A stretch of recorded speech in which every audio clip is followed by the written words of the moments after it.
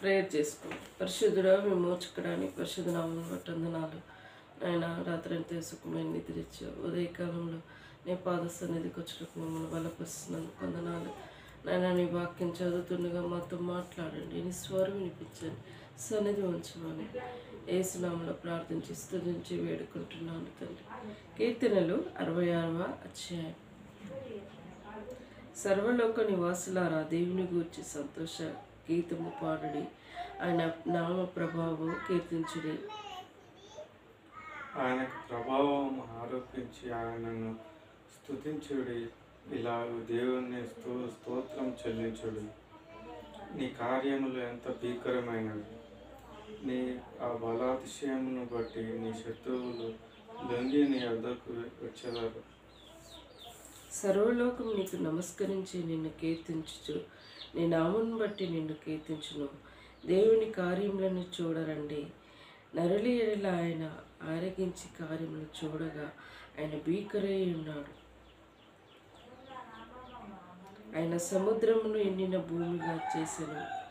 జనులు కాలినడక చేత దాటిరి, అక్కడ ఆయన నేను సంతోషించితిని. 7. ఆయన తన పరాక్రమం వలన నిత్యము ఏలుచున్నాడు. అన్యజనుల మీద ఆయన తన దృష్టి ఉంచి ఉన్నాడు. ద్రోహులు తాము హెచ్చించుకున్న తగదు. జనులారా, మా దేవుని స్తుతించుడి. గొప్ప స్వరంతో ఆయన కీర్తన వినిపించుడి. జీవప్రాప్తులుగా మమ్మల్ని కలుగజేసిన వాడు ఆయనే. ఆయన మా పాదములను కదలనీయడు. దేవా, నీవు మమ్మను పరిశీలించి ఉన్నావు. వెండిని నిర్మూలం చేయి రీతిగా మమ్మల్ని నిర్మూలమును చేసి ఉన్నావు. నీవు బందీ గృహంలో మిమ్మను ఉంచితివి.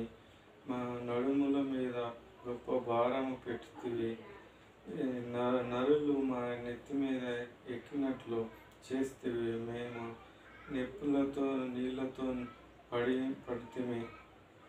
ఆయనను నీవును సమృద్ధి గల చోటికి మిమ్మల్ని రప్పించి ఉన్నావు. దహన బలులను తీసుకుని నేను నీ మందిరంలోనికి వచ్చేదను. నాకు శ్రమ కలిగినప్పుడు నా పెదవులు పలికిన మొక్కుబళ్లను, నా నోరు వచించిన మొక్కుబళ్లను నేను నీకు చెల్లించేదను. పొట్టేళ్లను, ధూపంలోను క్రొవ్విన గొర్రెలను తీసుకొని నీకు దహన బలులు అర్పించేదను. ఎద్దులను, మేకపోతులను అర్పించేదను. దేవుని యందు భయభక్తులు గలవారా, మీరందరూ ఆయన వచ్చి ఆలకించుడి. ఆయన నీ కొరకు చేసిన కార్యములు నేను వినిపించేదను. ఆయనకు నేను మొరపెట్టి తిని, అప్పుడు నా నోటి శ్రేష్టమైన కీర్తనలు పాడేదను. నా హృదయంలో నేను పాపము లక్ష్యం చేసిన ఎడల ప్రభు నా మనవి వినకపోవును. నిశ్చయంగా దేవుడు నా మనవి ఆలకించి ఉన్నాడు. ఆయన నా విజ్ఞాపన ఆలకించి ఉన్నాడు. దేవుడు నా ప్రార్థన తోసివేయలేదు. నా ఇద్దరి నుండి తన కృపను తొలగింపలేదు. ఆయన సన్నతింపబడును గాక. చూసావా, చక్కగా ఇందులో చక్కగా మాట్లాడుకుంటూ వస్తుంది. 10వ వచనం చూస్తే, దేవా, నువ్వు మమ్మల్ని పరిశీలించి ఉన్నావు. వెండిని నిర్మూలము చేయి రీతిగా మమ్మను నిర్మలముగా చేసి ఉన్నావు. మరి వెండిని పరీక్షించి బంగారం అవసరం వ్యక్తి ఏం చేశాడంటే, వెండిని కానీ బంగారం కానీ ఏదైనా వస్తువు చేసినప్పుడు అది ఇందులో కరిగిస్తూ ఉంటారు. ఏదైనా మస్ట్ ఉంటే ఏదైనా ఉంటే అవి కరిగించడం వల్ల ఎంత పోతుందని చేస్తూ ఉంటారు. అది మరి వెండిని చేసినట్లు మమ్మల్ని పరిశోధించి చేసి ఉన్నావు అని దావీదు మహారాజు చెప్పుకుంటూ వస్తూ ఉన్నాడు. మరి అంతేకాదు, 2 మాటలు 15లో 16లో, పొట్టేలు ధూప క్రొవ్విన గొర్రెలు తీసుకొని నీకు దహన బలులను అర్పించదను. ఎద్దులను మేకపోతులను అర్పించదను. దేవుని యందు భయభక్తి గల వారలారా, మీరందరూ వచ్చి ఆలకించుడి. ఆయన నా కొరకు చేసిన కార్యములు నేను వినిపించేదను.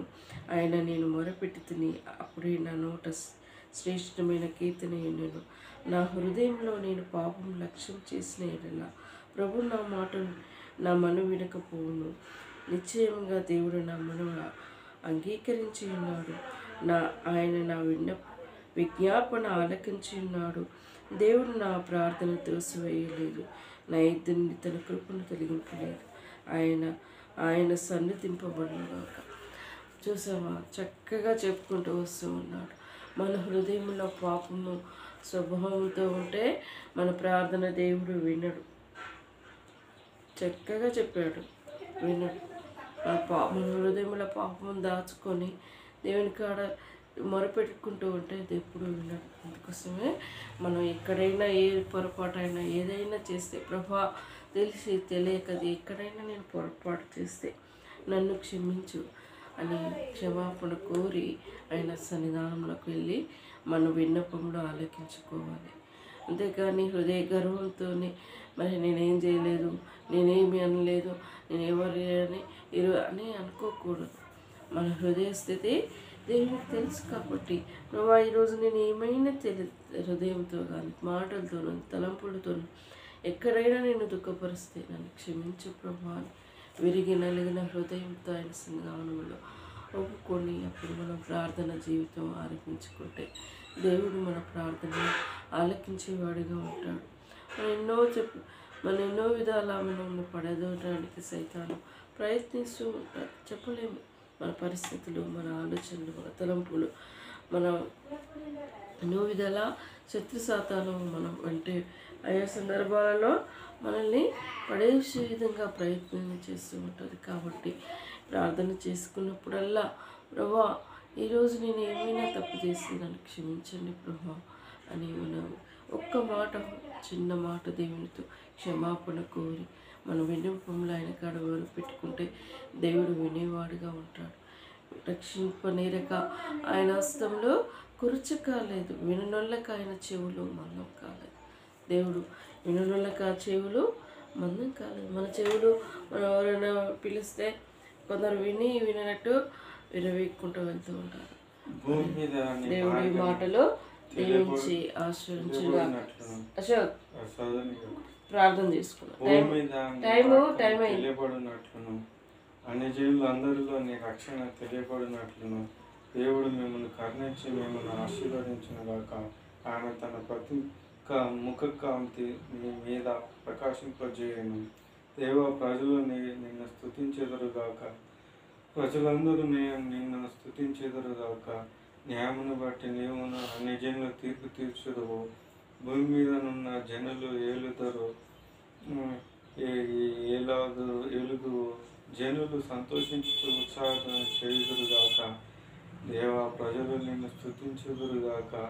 ప్రజలందరూ నిన్ను స్తుతించుదురుగాక. అప్పుడు భూమి మీద దాని కొత్త బలం ఇచ్చును. మన దేవుడు మిమ్మల్ని ఆశీర్వదించును. దేవుడు మమ్మల్ని దీవించును. ఉదయంత నివాసులారా ఆయన నందు భయభక్తులుగా నిల్చుదురు. భయభక్తులు కలిగి నిలిచారు. 67వ అధ్యాయం. దేవుడి మాటలన్నీ దీవించి ఆశ్రయించగాక. ప్రార్థించు. పరిశుద్ధుడా, విమోచకుడా, తిరిగి ఈరోజు కోసం సిద్ధపరిచినందుకు స్తుతిస్తున్నాను ప్రభా. మమ్మల్ని నీ కృపలు జ్ఞాపకం చేసుకున్నాను కొందనాలు ప్రభా. నిజంగా నీ వాక్యంలో సెలవిచ్చిన రీతిగా మా హృదయంతో ఎక్కడైనా గర్వంతో అహంకారంతో ఎక్కడైనా దుఃఖపరిస్తే హాయిస్తపరిస్తే మమ్మల్ని క్షమించండి. సత్య సాతాను ఎక్కడైనా మమ్మల్ని మోసపరిస్తే క్షమించమని ప్రార్థిస్తున్నాను దేవా. మా హృదయంలో తప్పులు పాపంలో ఉంటే అయా నువ్వు ప్రార్థన వినవు అని దావీదు మహారాజు చెప్పుకుంటూ వచ్చాడు. మా పాపంలో అయా నీ కాడ అడ్డుగా ఉంటే మేము మొరపెట్టినప్పుడు వినడంలో వాడుగా ఉంటాం ప్రభా. క్షమించమని ప్రార్థిస్తున్నాం అయ్యా. దావీదు మహారాజు జీవితంలో నువ్వు ఎంతగా గొప్ప కార్యములు చేసుకుంటూ వచ్చావు. మా జీవితంలో కూడా నీ అద్భుతమైన కార్యములు జరిగించమని ప్రార్థిస్తున్నాం. ఆలకించి నీ నామకీర్తి ఘనత తెచ్చుకొని ప్రార్థిస్తున్నాం. ఈరోజు సమయం అంతా దీవించి ఆస్వాదించండి. మా భవిష్యత్ ప్రణాళిక నిర్ణయం ఏర్పాటు చేయండి ప్రభా. నా విన్నపంలో ఆలకించండి ప్రభా. గృహంలో సంతోషాన్ని నింపండి. తోడుగా ఉండండి. అన్ని విషయాలని దయగల చేతికి అప్పచెప్తూ ఇచ్చిన సమయాన్ని బట్టి స్తుతిస్తూ ఏసు నామములో స్తుతించి ప్రార్థించి వేడుకుంటున్నాను తండ్రి. ఏసు రక్తమే జయం, సిల్వ రక్తమే జయం. ఏసు నామం సంపూర్ణ విజయం కలుగును గాక. అపవాది క్రియలనంతం నాశనమగును గాక.